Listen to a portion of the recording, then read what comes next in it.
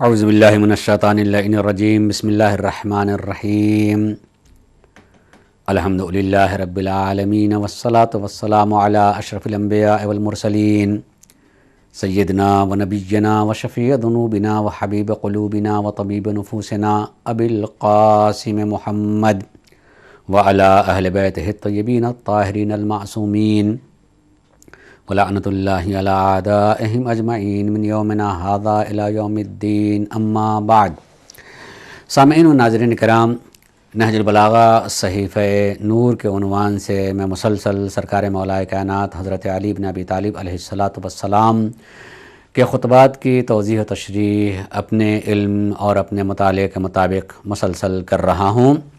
اور آج سرکار مولا کائنات کے خطبات میں سے آپ کا خطبہ نمبر 36 پیش خدمت ہے۔ میں نے صحیح اور کوشش کی ہے کہ کسی حد تک میں خطبات کے پس منظر کو، اگر اس کا کوئی تاریخی پس منظر ہے تو اس پس منظر کو، اور ان خطبے میں سرکار مولا کائنات نے جو کچھ کہا ہے اس کو آپ کے سامنے پیش کر سکوں۔ 36 نمبر خطبہ جنگ نہروان سے متعلق ہے، یعنی سرکار مولا کائنات حضرت علی بن ابی طالب علیہ السلام جب خارجیوں کے مقابلے میں آئے ہیں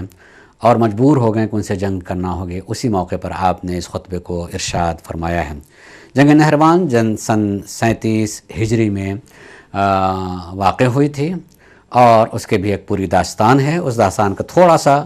تلخیص کے طور پر میں آپ کو بتا دوں۔ خلاصہ اس لیے کہ خطبہ شکشکیہ کے سلسلے میں اس کی مکمل توضیح بیان ہو چکی ہے، اور اس وقت بھی میں نے تفصیل سے بیان کیا ہے،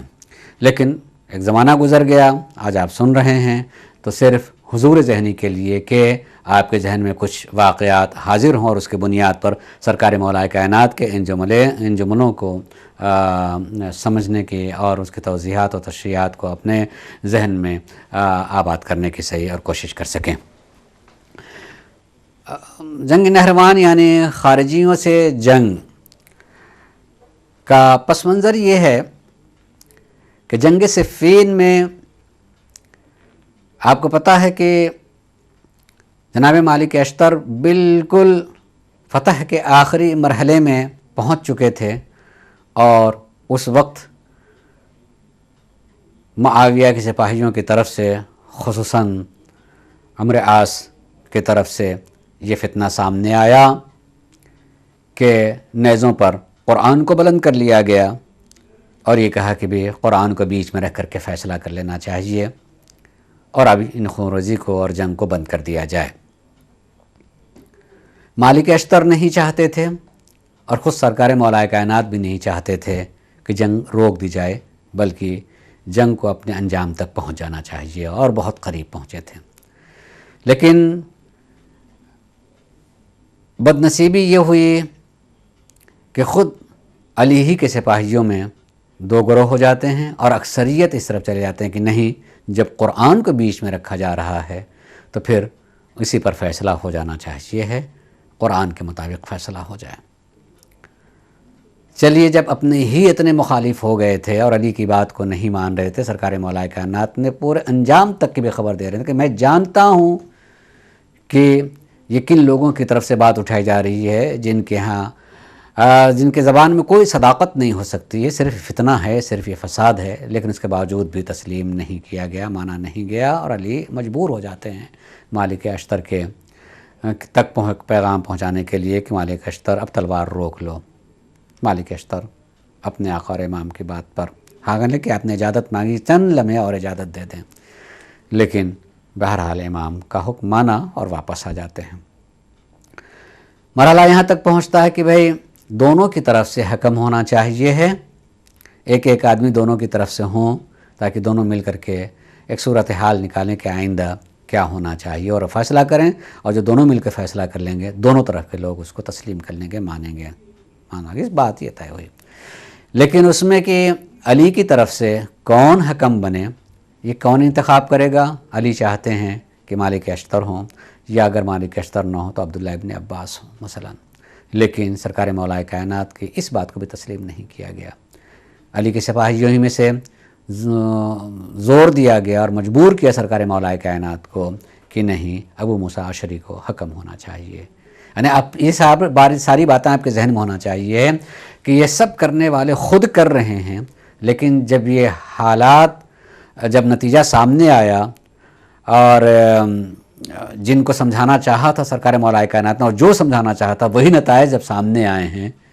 تو وہی لوگ بجائے اس کے کہ اپنے کو کوستے، بجائے اس کے کہ اپنے کو سزا دیتے، وہ سرکار مولا کائنات کے مقابلے میں آ جاتے ہیں اور ان کو غلط کہنے لگے کہ آپ نے حکمیت کو قبول کیوں کیا،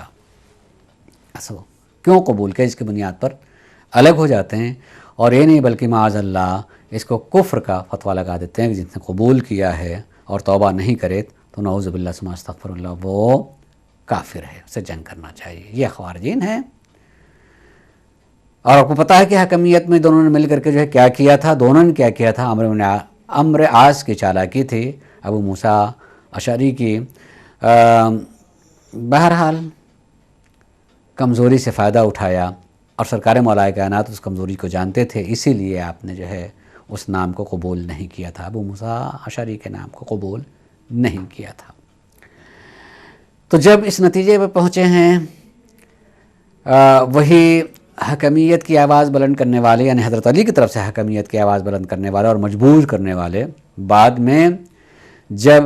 حکومت شام کی طرف سے وہی نتائج سامنے آنے لگے جو مولا علی انکار کے وقت بیان کر رہے تھے، بتا رہے تھے کہ یہ کوئی نتیجہ نہیں نکلے گا، یہ فتنہ اور فساد ہے، تب جو ہیں ان لوگوں نے، تاریخ کہتے ہیں کہ ان لوگوں نے خود توبہ کر لیا کہ ہم نے غلطی کی تھی، ہم توبہ کرتے ہیں اللہ کی بارگاہ سے. ذرا سے اس کو توجہ سے سنیے گا کہ ہم توبہ کرتے ہیں، لیکن وہ کہتے ہیں کہ جیسے ہم نے غلطی کی، نعوذ باللہ ثم استغفر اللہ، علی نے بھی غلطی کی ہے، لہٰذا ان کو بھی توبہ کرنی چاہیے. اور اس پر ضد کرنے لگے کہ ان کو توبہ کرنی چاہیے. ہو گیا ٹھیک، ہم انہیں زور ڈالا، ہم اپنی غلطی کو مانتے ہیں، جب مانتے ہیں ہم توبہ کر رہے ہیں اور آپ نے بھی اس کو قبول کیا تو آپ کو بھی توبہ کرنی چاہیے. لیکن جب توبہ نہیں ان کے سامنے ہو رہی ہے تو انہوں نے اپنی جگہ فیصلہ کر لیا نعوذ باللہ کہ یہ کافر ہیں، لہذا ان کے مقابلے میں آ جاتے ہیں. داستان میں اس حد تک ہے کہ سرکار مولا کائنات نے بہرحال بہت کوشش کی کہ ان کو سمجھایا جائے. یہ عقل کے اعتبار سے بہت ہی کمزور، فکر نہیں رکھتے ہیں، صرف احکام کی ظاہری شکل و صورت پر توجہ دیتے ہیں، اس کی باریکیوں کی طرف ان کا ذہن اور ان کی فکر نہیں جاتی ہے، لہذا بالکل ظاہر کو سامنے لے کر کے اسی پر عمل کرنے والے ہیں. میں انشاءاللہ اس سلسلے میں ایک واقعے کو بیان کروں گا اور آپ سے سنیں گے تو حیرت ہوگی. سرکار مولا کائنات نے فوراً سے جنگ نہیں کی، ٹائم لگا، وقت لگا، سمجھایا، اور اس سمجھانے کا ایک نتیجہ بھی سامنے آیا کہ اکثریت نے امام کی بات کو تسلیم کر لیا. 4000 کے قریب خارجی ایسے ہو گئے جو امام کی طرف نہیں آئے اور ماننے کے لیے تیار نہیں ہیں، اور وہ اب بھی ان کا عقیدہ ہے کہ نعوذ باللہ علی کافر ہیں، جب تک توبہ نہ کریں ان سے مقابلہ کرنے کے لیے تیار ہیں. یہ 4000 رہ گئے. ان 4000 سے مقابلے کے لیے سرکار مولا کائنات بڑھتے ہیں، اور جب مولا اپنے لشکر کو لے کر کے آئے ہیں، یہ بھی غور کیجیے گا، تو اس سے پہلے جو واقعات ہوئے اس میں تاریخ ایک روایت کو نقل کرتی ہے، ایک واقعے کو نقل کرتی ہے، اور اس کو خود ابن الحدید معتزلی نے اپنی شرح میں ذکر کیا ہے کہ ان کی حالت، ان خارجیوں کی حالت کیا تھی مذہبی اعتبار سے اور شدت کے اعتبار سے، اور کتنا ان کے اندر تضاد پایا جاتا تھا عملی اعتبار سے. واقعے کو نقل کرتے ہیں کہ اسی دوران میں یہ 4000 جب امام کی طرف نہیں آئے ہیں اور جنگ کا ماحول ہو ہی گیا ہے، تو اس دوران تاریخ کی ایک شخصیت اور بڑی عظیم شخصیت، ان کا نام عبداللہ ابن خباب ابن ارط. یہ خباب ابن ارط جو ہیں سرکار صلی اللہ علیہ وسلم کے صحابیوں میں سے تھے اور محترم اور معزز صحابیوں میں سے تھے. ان کے فرزند عبداللہ معزز یہ بھی تھے اور بہت ہی باعمل بھی تھے. یہ اپنے زوجہ کو لے کر کے کہیں جا رہے تھے، ان کے گریبان میں قرآن بھی تھا اور ان کی زوجہ حاملہ تھیں، لے کے جا رہے تھے۔ سامنا ہو گیا ان خوارج سے۔ جب خوارج سے سامنا ہو گیا تو ان لوگوں نے ان سے، چونکہ جانے جاتے تھے معزز سے قوم میں، روک کر کے کچھ سوالات کیے۔ ان سوالات میں سے ایک سوال یہ تھا کہ پہلے تو ہم آپ کی زبان سے کوئی حدیث سننا چاہتے ہیں جو سرکار رسالت میں آپ کے زبان سے آپ کے بابا نے، یہ جد نے سنا ہے، اس کو بیان کریں۔ تو عبداللہ نے ایک روایت کو بیان کیا، اور روایت یہ بیان کی کہ نبی کریم کا فرمان ہے کہ ایک زمانہ ایسا آئے گا جس زمانے میں لوگوں کے دل ویسے مر جائیں گے جیسے جسم مر جایا کرتا ہے، اور لوگوں کی حالت یہ ہوگی کہ دن میں مومن ہوں گے تو رات میں کافر ہوں گے۔ پھر اس کے بعد جو قرآن کی طرف اشارہ کرتے ہوئے کہا کہ یہ قرآن ہمیں حکم دیتا ہے، یہی قرآن جو تمہارے گلے میں ہمیں حکم دیتا ہے کہ ہم تمہیں قتل کر دیں۔ یعنی قرآن اس پر جواب دیا عبداللہ ابن خباب نے کہ نہیں، قرآن نے جن چیزوں کو زندہ کیا انہیں زندہ کرو، اور جن چیزوں کو مٹایا ہے، ختم کیا، انہیں تم بھی ختم کرو۔ بہت حکمت آمیز گفتگو انہیں نے یہ کی۔ لیکن تیسرے مرحلے میں انہوں نے ایک سوال کر لیا خوارج نے، اچھا یہ بتائیں کہ علی کے بارے میں آپ کا خیال کیا ہے، اور علی نے جو حکمیت کو قبول کر لیا اس سلسلے میں آپ کا خیال کیا ہے؟ تو دونوں کو ملا کر کے جو جواب دیا ہے عبداللہ ابن خباب نے وہ یہ کہ علی ہم سے زیادہ بہتر جانتے ہیں اور وہ آگاہ ہیں، میں مانتا ہوں کہ وہ عالم ہیں، اور دین کی حفاظت کب، کہاں اور کیسے ہونی چاہیے ہم سے زیادہ بہتر وہ جانتے ہیں۔ جب یہ جملہ کہا تو اس پر یہ وہی بات، اس کا مطلب کہ تم بھی کافر ہو، تم نے ہدایت نہیں پائی ہے، اور یہ کہہ کر کے انہیں اونٹ سے اتار لیا، ان کی سواری سے اتار لیا، اور صرف اتارا نہیں، میں نے روایت میں جو الفاظ دیکھے ہیں، یعنی اس کو ابن الحدید معتزلی نے نقل کیا ہے، اور اس میں یہ بات کہی کہ صرف اتار کر کے یوں ہی نہیں کہ ان کے سر پر تلوار، بلکہ جیسے بکری کو لٹا کر کے ذبح کیا جاتا ہے ویسے لٹا کر کے ان کو ذبح کر دیا گیا۔ میں ابھی انشاءاللہ سرکار مولا کائنات کے جملے کو دہراؤں گا، اس سے اندازہ ہوگا کہ یہ سلسلہ ابھی تک ختم نہیں ہوا ہے، اور یہ فکر اب بھی زندہ ہے، اور اس کا تسلسل اب بھی باقی ہے، اور اس کی طرف سرکار مولا کائنات نے اشارہ بھی کیا۔ مرحلہ یہی نہیں ہے کہ ان کو، یعنی عبداللہ ابن خباب کو جو ہے ان کی سواری سے اتار کر ان کو بکری کی طریقے سے ذبح کر دیا، بلکہ اس بات کا مرحلہ یہ ہے ان کی زوجہ جن کے شکم میں بچہ پل رہا ہے اور قریب الولادت ہے، جلدی ولادت بھی ہونے والی ہے، ان کی طرف بھی جب بڑھے کہ اب تمہارا بھی خاتمہ کر دیں گے، ان سے تو کوئی سوال نہیں کیا، حالی چونکہ ان کی زوجہ تھیں، اس بنیاد پر انہیں فریاد کی کہ میرے شکم میں ایک جان اور بھی پل رہی ہے، آخر کیوں، میں نے کیا خطا کی ہے، میں نے کیا غلطی کی ہے؟ ایک نہیں سنی، بلکہ نہ سن کر کے سب سے پہلے اس خاتون کے شکم کو چاک کر کے زندہ بچے کو نکال کے اسے بھی ذبح کیا ہے، اور خود خاتون کو بھی ختم کر دیا ہے۔ یہ ان کی کیفیت تھی، یہ ذہنی اور مذہبی طرح کے بتائی، کہاں سے مذہب اس طرح کی اجازت دے سکتا ہے؟ اپنے کو ہدایت یافتہ کہہ رہے ہیں، دوسروں کو جو ہے وہ کافر بتا رہے ہیں۔ کیسے کوئی تسلیم کر سکتا ہے کہ نہ کہ دین سے اور مذہب سے متعلق انسان ایک جو مذہب کو نہیں مانتا ہے وہ بھی ایسے آدمی کو حیوان کہے گا، جلاد کہے گا، اس طرح سے قتل کر دیا۔ جبکہ اسی درمیان روایت کو نقل کر رہے ہیں ابن الحدید کہ خالی اس دوران چل رہے تھے، انہی خارجین میں سے ایک خارجی چلتے چلتے ایک درخت سے، کھجور کا درخت، اس وقت کھجور کا پھل پک چکے تھے، کھجور ایک گرتی ہے، اس نے اٹھا کر کھا لیا، تو اس کو بھی سزا دی، تم نے غلط کیا، دوسرے کا مال تھا، تم نے کیوں کھا لیا، اور اس نے جلدی سے تھوک دیا۔ وہی چلتے میں یہ بھی بتاتے ہیں کہ ایک جانور، نجس جانور سامنے آیا تو کسی نے اس کو جو ہے اس نجس جانور کو جو مار دیا، تو اس پر جو خارجی نے کہا تم نے اس کو مارا کیوں؟ یعنی ذرا سا غور کریں، فکر کریں کہ نجس جانور جس کو سور کے ہیں اس کو کسی نے مار دیا، تو اس پر جو ڈانٹا جا رہا ہے، کہا جا رہا ہے کہ تم نے اس کو کیوں بلا وجہ مار دیا ہے، اور خود ہی ایک انسان کو، اور وہ بھی نبی کے صحابی کو، اور وہ بھی جس کے گلے میں قرآن ہے، اور وہ بھی جو نصیحت کر رہا ہے، اسے ذبح کر دیتے ہیں اور اپنے سے نہیں پوچھتے ہیں کہ کیوں، ہمارے لیے کیسے یہ جائز ہے، کہاں سے مذہب ہمیں کو دے رہا. چلو ان کو بھی آپ نے مان لیا کہ انہوں نے علی کو عاقل و عالم کہہ دیا تمہارے خیال میں، یا علی نے جو کیا اس کو صحیح سمجھ رہے ہیں، تو آپ کی نگاہ میں وہ کافر نعوذ باللہ. لیکن وہ بچہ جو شکم میں پل رہا، اس نے کیا کیا؟ اس نے کیا کیا ہے؟ وہ ماں جو اپنے شکم میں بچے کو پال رہی ہے، اس نے کیا کیا ہے؟ خالی ایک رشتے کی بنیاد پر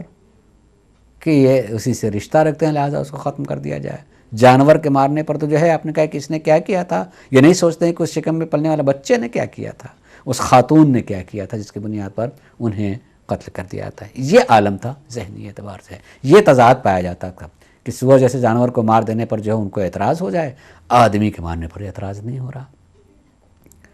ایک خالی کھجور گر گئی، اس نے اٹھا لیا، اس پر اعتراض ہو جائے، اور 3 آدمیوں کو آپ خود کھا جائیں، اعتراض نہیں ہو رہا، کہیں سے حص نہیں ہو رہا. یہ عالم ان کا تھا اس طریقے سے. اور اس چیز کو سرکار مولا کائنات نے اس جنگ میں بھی یاد رکھا ہے کہ جب ان کے مقابل میں آئے ہیں تو ان لوگوں نے بلا دیکھیں اس وقت بھی جنگ کے ایک اصول ہوتے تھے، آگے بات چیت کرتے تھے، ایک دوسرے سے رز پڑھتا تھا، اپنے فخر بیان کرتا تھا یا اپنے پہ حق پانے کا بیان کرتا تھا، پھر اس کے بعد جو ہے دعوت مبارزہ دیا جاتا تھا کہ اچھا آ جاؤ پھر جنگ کر لو. یہاں حضرت علی جب پہنچتے ہیں انہیں فوراً تیر چلانا شروع کر دیا. حضرت علی کے ساتھیوں میں سے جن کا کہ ہم اجازت دیں ہم بھی کریں، امام کا نہیں، یہ بیوقوف ہیں، یہ احمق ہیں، یہ دھوکے میں آ گئے، شاید کوئی بات چیت ہو کچھ سمجھ میں آ جائے. نہیں آپ نے اجازت دی ہے، آپ نے اجازت نہیں دی ہے. پھر تیر رک جاتا ہے، پھر اس کے بعد 3 مرتبہ جب ان لوگوں نے اقدام کیا ہے تو تیسری مرتبہ کے باوجود بھی حکم دیا امام نے جنگ کا. لیکن پہلے آگے بڑھ کر کے آپ نے یہ بتاؤ تم میں سے کس نے جو ہے عبداللہ ابن خباب کو جو ہے قتل کیا. اس وقت بتاؤ تم میں سے کس نے، وہ قاتل کون ہے جس نے قتل کیا؟ یقیناً چھری ایک نے چلائی تھی، مگر ابن الحدید اس روایت کو اور اس واقعے کو نقل کرتے ہوئے کہتے ہیں کہ عجیب مرحلہ ہے کہ وہاں قاتل نہیں بول رہا ہے، پوری جماعت کہہ رہی کہ ہم سب نے قتل کیا ہے. یعنی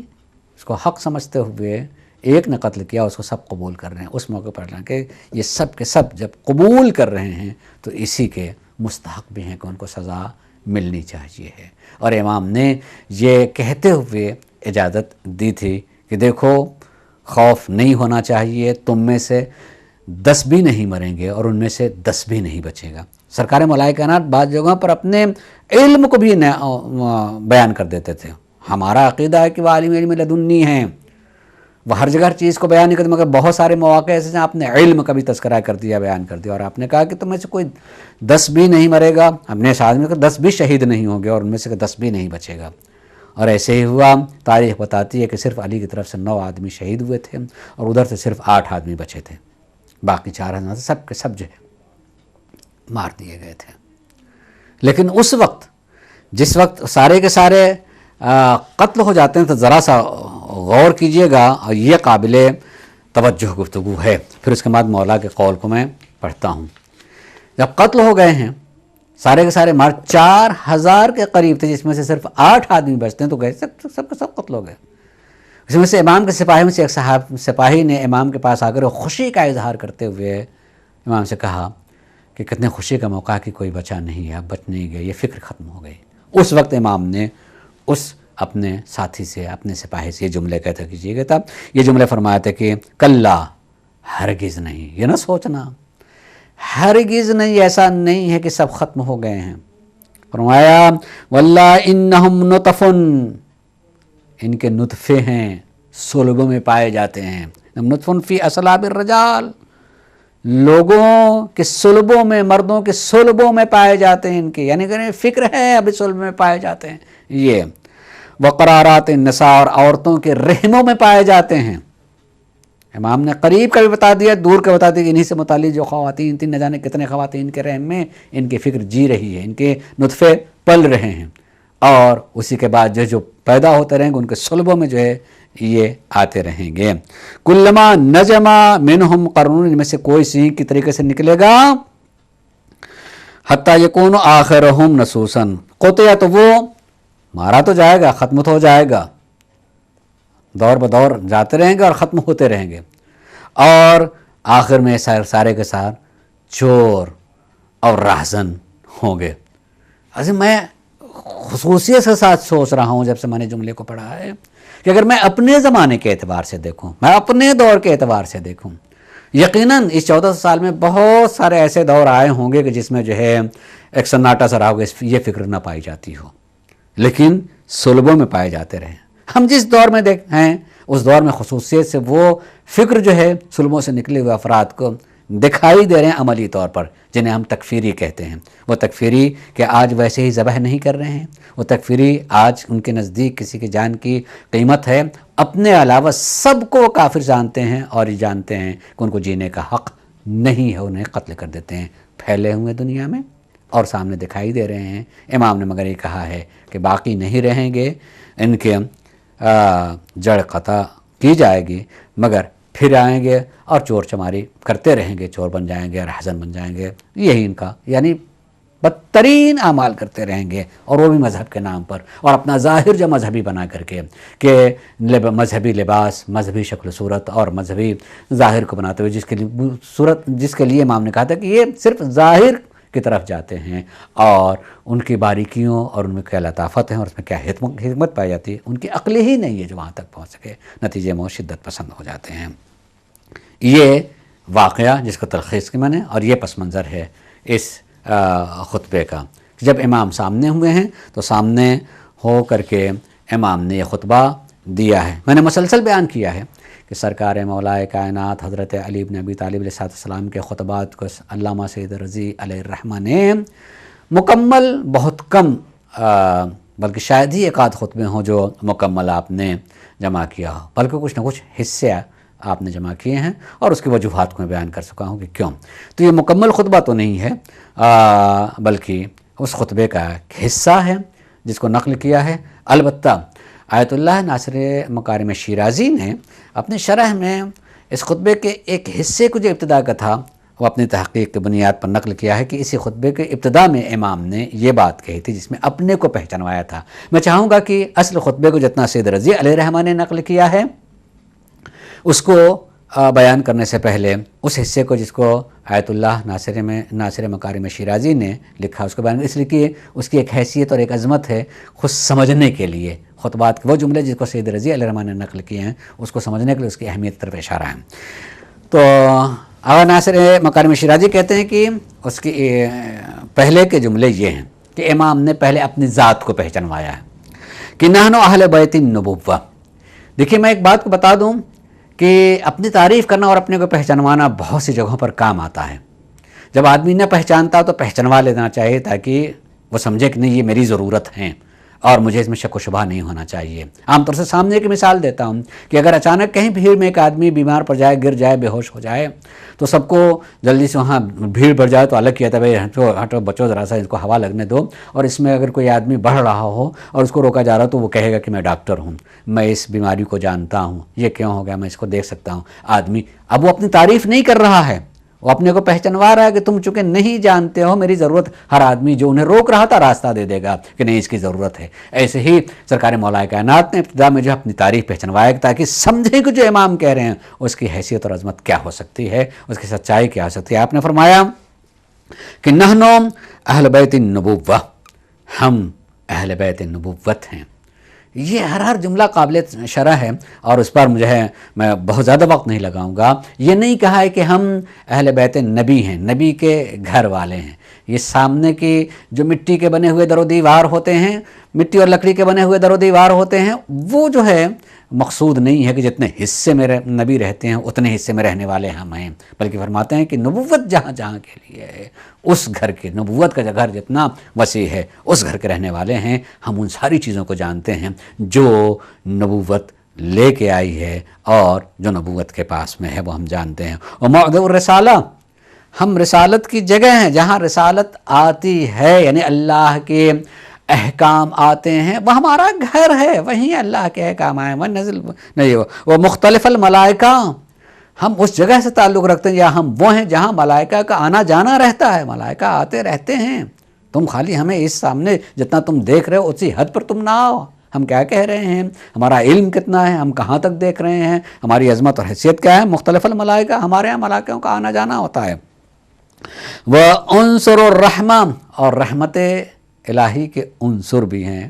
بڑے عظیم عظیم جملے ہیں، لیکن چونکہ یہ خود خطبے میں موجود نہیں، اس کو نقل کیا ہے ناصر مکارم شرح، لہٰذا صرف ترجمہ کر رہا ہوں تاکہ باقی حصے کی شرح ہو سکے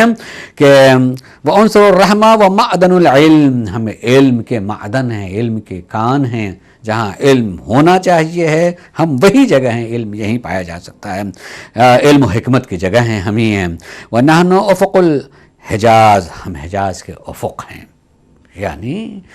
افق جو اس حصے کو کہتے ہیں جہاں جیسے زمین گول ہے تو ایک جگہ اگر میدان میں کھڑے ہونے لگے گا کہ آسمان وہاں جا کر کے مل رہا ہوتا ہے، یعنی ہم حجاز کے افق ہیں، یعنی پورے حجاز کی ساری چیزیں بھی جو جاننی ہوگی ہم ہی پر آ کے جھکا ہوا ہوتا ہے، یعنی سب کچھ ہم ہی سے متعلق، حجاز سے متعلق ہو سکتا ہے۔ نحن افق الحجاز بنا یلحق البطیء والینا یرجع الطائب، کہ جو سست رہ گیا، ہم سے پیچھے ہو گیا، اس کو ایک دن ہم ہی سے ملنا ہے،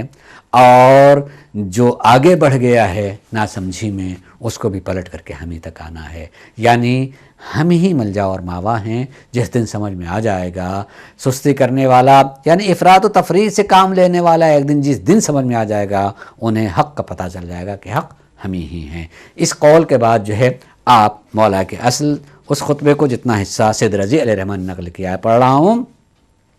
کہ انا نذیر لکم۔ اب تب توجہ کرنے اور کہ پہلے کو اپنے پہچانوا کر کے میں ہوں کون، میری حیثیت کیا ہے، اور پھر اس کے بعد یہ کہیں کہ انا نذیر لکم، میں تمہیں ڈرا رہا ہوں، میں تمہیں توجہ دلا رہا ہوں، میں تمہیں بتا رہا ہوں، میں تمہیں آگاہ کر رہا ہوں، میں تمہیں اس طرح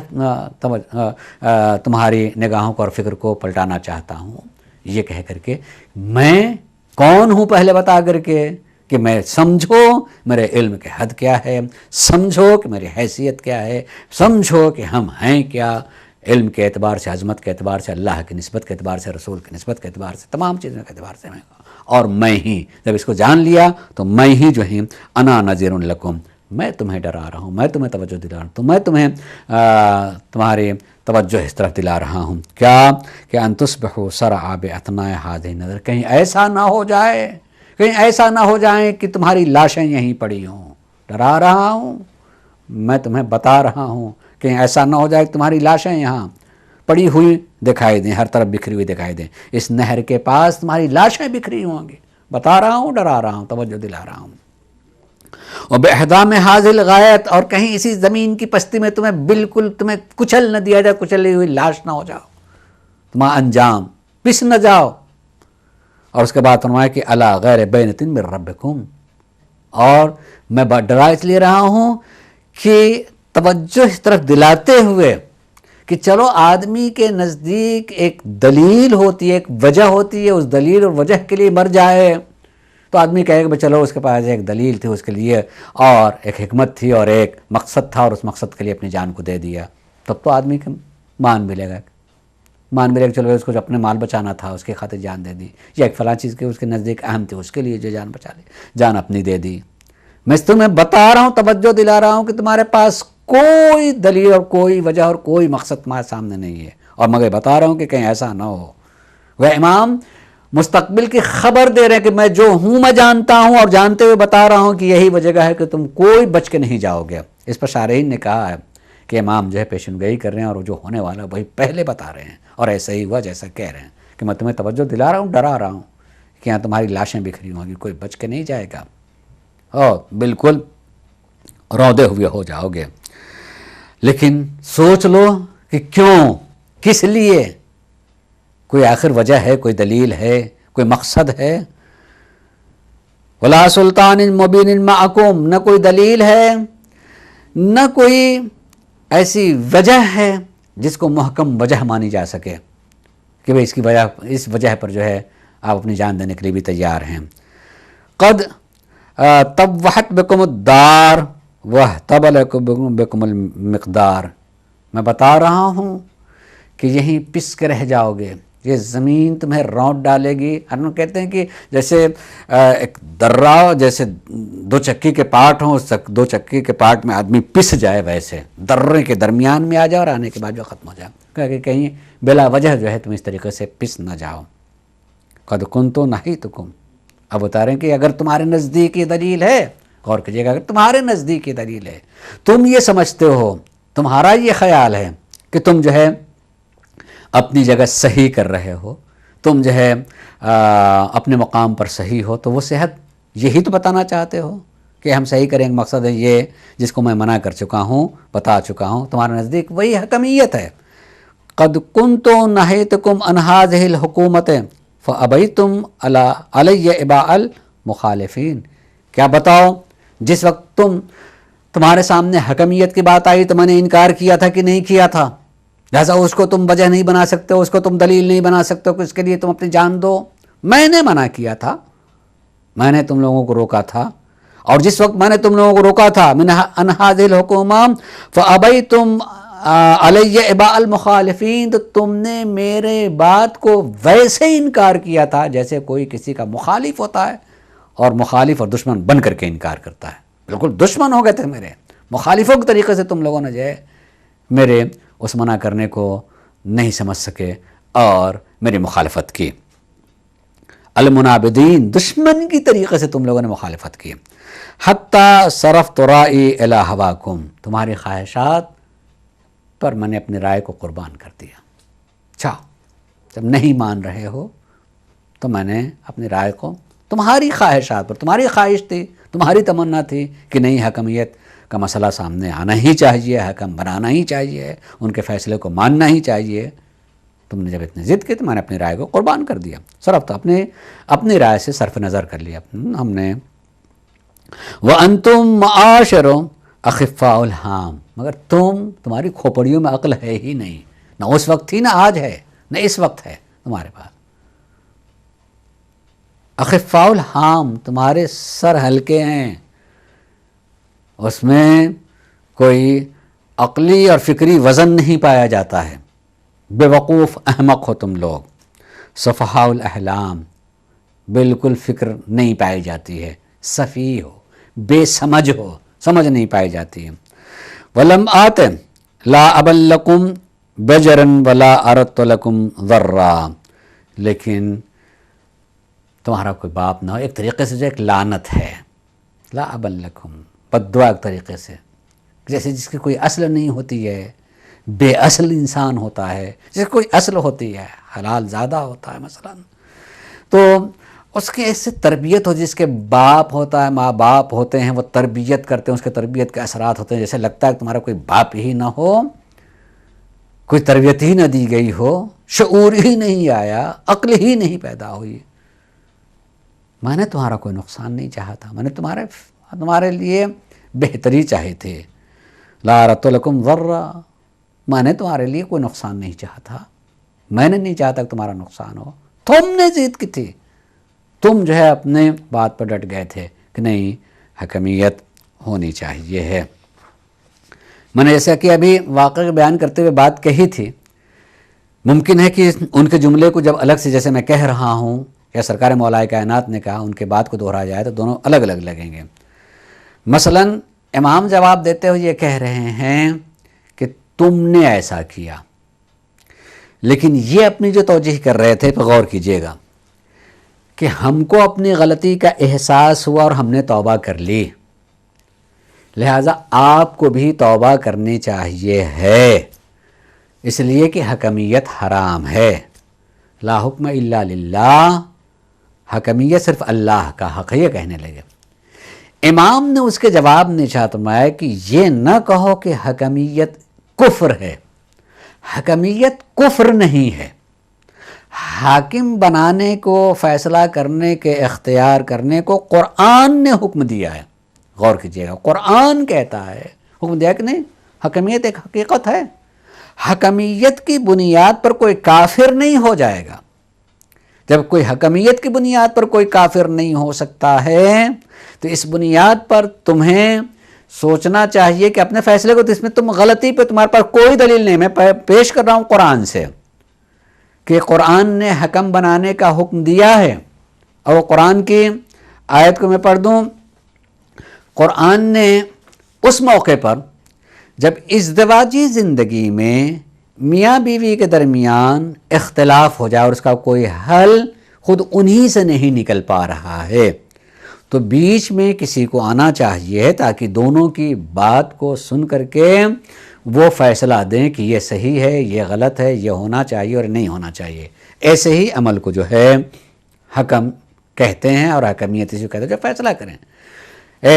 اور اس کے لیے قرآن نے واضح طور سے یہ بات کہی ہے کہ وَحَكْمًا مِّنْ أَهْلِهِ فَابْعَثُوا، دیکھیں فَابْعَثُوا حَكْمًا مِّنْ أَهْلِهِ وَحَكْمًا مِّنْ أَهْلِهَا، سورہ نساء کی آیت نمبر 35 ہے، سورہ نساء کی آیت نمبر 35، جس میں پروردگار عالم نے اس حالت میں جب ازدواجی زندگی میں میاں بیوی کے درمیان اختلاف ہو جاتا ہے اور نہیں بن پا رہا ہے، تو حکم دیا ہے کہ ایک مرد یعنی شوہر کی طرف سے حکم اور ایک خاتون یعنی بیوی کی طرف سے حکم کو لایا جائے، اور ان کو اختیار دیا جائے کہ دونوں کی بات کو سمجھیں اور وہ فیصلہ کریں۔ تو واضح طور پر قرآن نے حکم بنانے کا حکم دیا، لہذا حکمیت کو اس کا تسلیم کرنے کو کفر کا سبب بنانا، یہ علی غیر بینۃ، اس کی یہ کوئی دلیل نہیں ہے تمہارے پاس۔ اسی قرآن نے یہ بات کہی حکم بنانے کے لیے، اور کوئی حکمیت کو قبول کر لیتا ہے تو وہ کافر ہو جانے کا سبب نہیں بنتا ہے، اس لیے قرآن نے حکم بنانے کے لیے کہا۔ میں نے اس حکمیت کو منع کیا تھا کہ اس میں جس کو حکم بنایا جا رہا وہ صحیح نہیں، حکمیت کا انکار نہیں، حکم تو بنایا جا سکتا فیصلہ کرنے کے لیے، لیکن پہلے مرحلے میں یہ میں نے واضح طور سے بتا دیا کہ اس میں کوئی خلوص نہیں ہے۔ دوسرے مرحلے میں کہا کہ چلو اگر یہی کہ بھئی کون دل میں بیٹھا ہو جانتا ہے، تو کم سے کم جس کو بنایا جا رہا ہے ان کی خصوصیات کو انہیں بتا دیا کہ اس کو حکم ہونا چاہیے ہماری طرف سے، اس نے ان کو اختیار ہے اپنی طرف سے بنانے کا، ہماری طرف سے اختیار ہے، اس کو بھی تم لوگوں نے نہیں تسلیم کیا، تو ساری غلطی تمہاری ہے، اور اب بھی تمہاری غلطی ہے کہ حکمیت کو اور اس کا تسلیم کر لینے کو یا اس کے ماننے کو کافر ہونا کہہ رہے ہو، یہ غلط ہے، یہ قرآن کے خلاف ہے، لہٰذا سوچ لو، سمجھ لو، علی غیر بینۃ، یعنی بلا وجہ جو ہے کہیں تمہاری لاشیں نہ بکھر جائیں، رودی نہ جائیں، سوچ تو تمہاری فکر غلط ہے، مگر وہ تسلیم نہیں ہوئے، لہٰذا امام نے یہ بات کہی، فکر کر لو، سوچ لو، میں تمہارا جو ہے نقصان نہیں چاہتا ہوں۔ اس کے بعد امام نے 2-3 جملے کہے ہیں، بلکہ یہ جملے بھی بہرحال تشریح طلب ہیں، میں عرض کرنا چاہوں گا کہ اس میں 1-2 جملے کی بات اتنی ہے، سید رضی علیہ رحمہ نے اتنی ہی نقل کیا ہے، اور 2-3 جملے تھے میں نے نقل کیا کہ حضرت آیت اللہ ناصر مکارم شیرازی نے ذکر کیا ہے، جس کو میں نے آپ کے سامنے بیان بھی کیا۔ آئیے امام کے قول کے ایک جملے کی شرح بھی کرتے چلیں۔ امام نے گویا اتمام حجت کی، پہلے مرحلے میں دیکھیے کسی کو سمجھا دینا، جب پتہ ہو ایک آدمی کو کہ سراسر غلطی پہ ہے، لیکن جو غلطی پہ ہے وہ اس طرف متوجہ نہیں ہے، تو اسے بڑی وضاحت کے ساتھ متوجہ کر دینا چاہیے، ہو سکتا ہے توفیق ہو جائے، یہ کم سے کم جو ہے ایک بعد میں آدمی جب تجزیہ کرے تو وہ صحیح فیصلہ دے سکے کہ ساری کی ساری غلطی کس طرف سے تھی، اس کے سامنے مکمل تاریخ، مکمل بات ہو کہ ایک طرف کا مقابل جو ہے نہیں چاہتا کہ یوں ہی کسی کی جان چلی جائے، سمجھانا چاہتا ہے، بتانا چاہتا ہے، ان کی غلطیوں کی طرف متوجہ کرنا چاہتا ہے، اور آدمی متوجہ نہ ہو تو تب تو آدمی حق کو سمجھ لے، تب تو آدمی حق کو تسلیم کرے اور مانے کہ علی جیسی ذات جو ہے حق میں تھے، اس کے مقابلے میں آنے والا، ان کو سمجھایا بھی، بتایا بھی، اور جز کو بتا رہے ہیں، لہٰذا ان کو متوجہ کیا ہے، اور متوجہ کر کے کہ میں تمہیں ڈرا رہا ہوں، سن لو، میں ڈرا رہا ہوں، بتا رہا ہوں، نتیجہ بہت برا ہوگا، تمہارے پاس کوئی وجہ نہیں ہے جس وجہ کی بنیاد پر تم اس وجہ کو بتا دو، کس وجہ سے تم ہمارے مقابلے میں آ گئے ہو، وجہ کے بتا دو، اگر تمہاری وجہ یہی ہے کہ تم نے حکمیت کو قبول کر لیا تھا تو تم کافر ہو گئے تھے نتیجہ دیکھ کر کے، اور تم نے توبہ کر لی تو اب تم پھر مسلمان ہو گئے ہو، اور تمہارے خیال میں توبہ نہیں کر رہا ہوں اس کو تسلیم کرنے کے بعد، تو میں کافر ہوں، لہٰذا تم یہی تو وجہ ہے خالی، تو یہ بنیادی تمہاری غلطی ہے، بنیادی غلطی یہی ہے کہ قرآن حکمیت کے تسلیم کرنے کو، یہ حکمیت ایک حکم دیتا ہے قرآن کے بنانا چاہیے،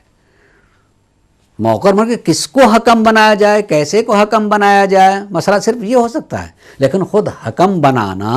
اور اس حکم کے فیصلے پر عمل کرنے کو قرآن نے منع نہیں کیا، بلکہ حکم دیا ہے کہ معاشرے کی اصلاح کے لیے بات کہی ہے، اور جس کے واضح طور سے ذکر بھی کیا کہ گھروں میں عام طور سے جھگڑے لڑائی ہو جاتے ہیں، مسائل پیدا ہو جاتے ہیں، ایسی صورت میں جو ہے دونوں طرف سے ایک ایک حکم کو ہو کر کے بات کو، مسئلے کو تو امام نے فرمایا کہ اسی نہر کے کنارے جہاں تم جنگ کے لیے جمع ہوئے ہو، یہیں تمہارے جنازوں کے ڈھیر لگ جائیں گے، میں ڈرا رہا ہوں، اور روندے جائیں گے تمہارے جنازے، پس جاؤ گے تم۔ لفظیں فصیح و بلیغ سرکار مولا کائنات نے استعمال کی، اس وسعت و بلاغت کی طرف فی الحال جو میں نہیں، جسے وقت کم ہے، صرف اتنی ذکر کرنا چاہوں گا کہ امام نے ان کی بات کا جواب دیا کہ میں نے، تم اگر اس واقعے کو مت تسلیم کرو تو میں نے تم لوگوں کو منع کیا تھا، مگر تم مانے نہیں تھے، تم کو خود اپنے ہی کو سزا دینی چاہیے ہے، نہ یہ کہ میرے مقابلے میں آنا چاہیے ہے۔ عزیزو، یہ واضح ترین جو ہے امام نے ان کے لیے بات رکھی۔ اب اس کے باوجود بھی اگر تسلیم نہ کرے تو یہ کھلا ہوا کفر، یہ کھلی ہوئی بغاوت، یہ کھلی ہوئی وقت کے معصوم امام کے مخالفت میں کھڑے ہو جانا، یہ ایک معصوم ہی کے لیے نہیں بلکہ مکمل دین سے جو ہے بغاوت و مخالفت تھی، جس کے لیے امام نے اقدام کیا۔ اور اس قدر کے جتنے لوگوں، صرف میں سے 4000 میں سے 8 آدمی بچ جائیں، کیسی امام نے جنگ کی ہوگی۔ اور اس کی وجہ بھی میں نے بیان کی تھی کہ امام کو وہ بھی غصہ تھا کہ ابھی عبداللہ ابن خباب کو اس طرح سے، اور ان کی زوجہ کو، اور آدمی آج بھی واقعاً ذرا سا توجہ سے سنیں کہ ماں کے پیٹ میں بچہ زندہ ہے، نکال کر کے اس کے سر کو بھی کاٹ دینا، پیٹ چاک کر کے اس کے سر کو کاٹ دینا، کہیں انسان سوچ سکتا ہے کہ انسان اتنا پست ہو سکتا ہے؟ اس لیے امام نے سب سے پہلے جنگ میں پوچھا، یہ بتاؤ کہ تم میں سے کس نے قتل کیا تھا؟ سب نے ایک ساتھ آواز دے دی کہ ہم سب کے سب، کوئی ایک نہیں، اکیلا نہیں، ہم سب کے سب قاتل ہیں۔ جب سبھی کہہ لیں گے تو پھر وہ بچنے کے لائق رہ ہی نہیں جاتے ہیں، سبھی کو سزا میں۔ امام نے یہی آواز بند کی، سب کے سب سزا کے مستحق ہیں، سب کی اس کی سزا کے مستحق ہے، خالی اس جرم میں بھی سب کے سزا، لیکن سب جو ہے اقرار کر رہے ہیں۔ تو ایک تو غلط بات پر آنا، اور دوسرے ابھی جو ہے انہوں نے یہ عظیم جرم کر دیا ہے اور اتنا قبیح عمل انجام دیا ہے کہ انہیں بخشا نہیں جا سکتا ہے، انہیں معاف نہیں کیا جا سکتا۔ اور اب بھی اتنی جرأت ہے کہ علی الاعلان سب کے سب آواز کریں کہ ہم میں سے کوئی الگ نہیں، ہم نے قتل کیا ہے۔ لہٰذا امام نے اس جنگ میں شدت اختیار کی، اور زندگی نہیں مل سکی، صرف تاریخ بتاتی کہ 8 ہی آدمی بچ جاتے ہیں۔ خطبہ اتنا ہی تھا، اور تقریباً تفصیل سے میں نے گفتگو کر دی۔ انشاءاللہ اس کے بعد کے خطبے میں کہ جو تقریباً اسی سے مربوط ہے، لیکن میں ابھی اس کو چھیڑنا نہیں چاہتا ہوں، امام نے یہ بھی ذکر کیا اپنے فضائل سے متعلق، اور تھوڑا بہت مربوط بھی ہے انشاءاللہ، تو میں اگلے خطبے میں اس کا تذکرہ کروں گا۔ وآخر دعوانا ان الحمدللہ رب العالمین۔